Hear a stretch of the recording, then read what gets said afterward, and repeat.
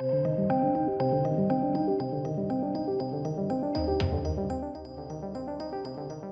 ladies and gentlemen, courtesy of MakingStarWars.net, which I'll leave their article link down below, we have some more spoilers on Obi-Wan Kenobi, a TV show basically featuring this brand new Jedi character.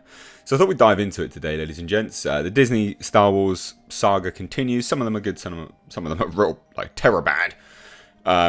But this is a show, like, I think a lot of people are cautiously optimistic about. So, yeah, it's been interesting kind of watching this unfold. So this is specifically pertaining to this new Jedi character, the Straggler, called Nari.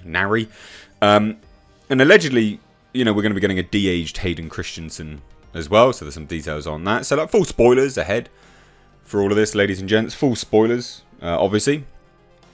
Now we're just going to be, you know, literally just going through this article. So they note here, obviously, you know, in terms of a lot of stuff, there's been a lot of pressure and stress that Obi-Wan Kenobi has had to endure. A young Jedi straggler who survived Order 66 finds his way onto Tatooine in search of Obi-Wan Kenobi. Now, this is obviously putting, you know, this element here, you know, stress and pressure. This is Obi-Wan Kenobi as a very weathered individual. And then this rando Jedi straggler who survived Order 66 pops up in search of Obi-Wan Kenobi. And I did say in my last video about this individual is that I'm surprised that this is the take that they're going with, because how to me it doesn't make any sense how, you know, Hayden Christensen's Darth Vader doesn't know where Obi-Wan Kenobi is. The Emperor doesn't know where Obi-Wan Kenobi is. One of the Inquisitors does randomly, and then this Jedi straggler does as well randomly, because as well the articles from MakingStarWars.net says very specifically that he's really good at hiding himself. So I'm like, well then how, you know, plot holes, reasons, plot armor, I guess. To me it's a bit meh, inconsequential, like a bit lame. But anyway, so by the sounds of things, filmed last spring summer at Manhattan Beach Studios, the train yard. And on location, this new character named Nari is the Straggler, right? Who brings a whole world of problems into Kenobi's life when he finally finds him. Now, there's been more than one source who has sort of relayed this information to MakingStarWars.net, and they've actually said how fantastic Ewan McGregor is in these sequences, specifically with Nari. And, you know, when I hear that, I get flashbacks to, you know, the sort of prequels and how good Ewan McGregor was interacting with other characters. So I get flashbacks to, you know, the prequel. It's completely ruined my flow. The prequel series, when Ewan McGregor was this sort of young, sort of Padawan, sort of, but not. And then how he took the ropes from Qui-Gon Jinn, and then obviously, you know, just sort of moved on from there. I thought that was really good. So it'd be nice if we get that sort of flavour coming back. And it'll be interesting how much he channels, you know, sort of an older Obi-Wan Kenobi into that style. But we'll see, like, who knows. But it's nice to see that apparently multiple sources are saying, yep, you know, he really shines, brings a lot of depth to Kenobi's character in those scenes. Which I think, you know, if we're reading between the lines, you know, pressure and stress, and then obviously loads of character and depth, you know, I'm hoping that this is a really worn down Obi-Wan Kenobi. Not someone that's, you know, not got a lust for life anymore, but someone who obviously takes the role very, very seriously and obviously understands the pressure that's involved. Now, some context. The Jedi straggler named Nari brings the Order of the Inquisitors to Tatooine. So they're hunting him rather casually, like he's sport. And to the best of this individual's knowledge, they play with Nari a bit just to see what he brings out of the woodwork. These Jedi hunters are constantly pulling threads to see what they might discover. This is what I mean. Like, so Nari goes to Tatooine, and then they randomly just sort of pop up, and you know he goes there to hunt down Obi-Wan Kenobi. It seems a little bit contrived, but we'll see. So meanwhile, Owen observes the Inquisitor's evil antics. Apparently they like murder people and things like that. It's pretty brutal. They're on Tatooine for Kenobi himself. That's what he assumes anyway.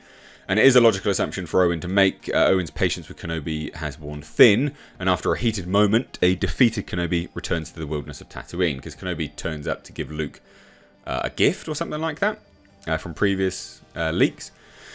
Now, the straggler himself, as Kenobi makes his way through the canyons on Tatooine, he hears his name echoing off the rocks. The young Jedi straggler is calling to him.